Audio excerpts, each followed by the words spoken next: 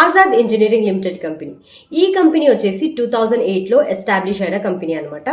చిన్న యూనిట్ నుండి స్టార్ట్ అయింది అండ్ ఇప్పటికీ world class engineering solution provider గా డెవలప్ అయింది అనమాట.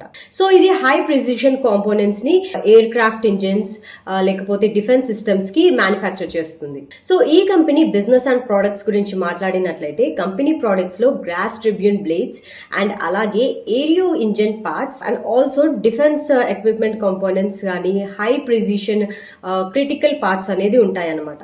సో ఈ కంపెనీకి మెయిన్ గా కస్టమర్స్ ఎవరంటే బోయింగ్, జీఈ, రోల్స్ రాయ్స్ లాంటి కంపెనీస్ ఈ కంపెనీకి అంటే ఆజాద్ ఇంజనీరింగ్ లిమిటెడ్ కి ఒక కస్టమర్స్ రోల్ అనేది ప్లే చేస్తుంది అనమాట. ఇది make in India, Atmanirbhar Bharat defence push వల్ల ఒక హ్యూజ్ డిమాండ్ ని క్యాప్చర్ చేస్తుంది. సో షార్ట్ టర్మ్ అనాలిసిస్ గురించి మాట్లాడినట్లయితే షార్ట్ టర్మ్ లో ఈ కంపెనీకి డిఫెన్స్ అండ్ ఏరియోస్పేస్ ఆర్డర్స్ స్టేబుల్ గా రెవెన్యూ చేస్తుంది అనేది స్టాక్ మార్కెట్ ఎక్స్పర్ట్స్ చెప్తున్నారు.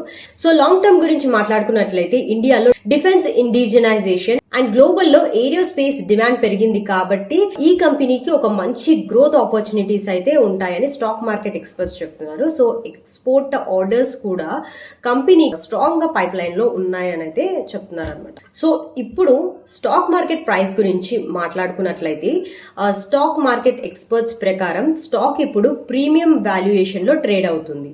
ఎందుకంటే గ్రోత్ స్టోరీ చాలా స్ట్రాంగ్ గా ఉంది కాబట్టి. అండ్ ఇంకో విషయం చెప్పాలంటే ఇన్వెస్టర్స్ లాంగ్ టర్మ్ పర్స్పెక్టివ్ తో కన్సిడర్ చేస్తున్నారు.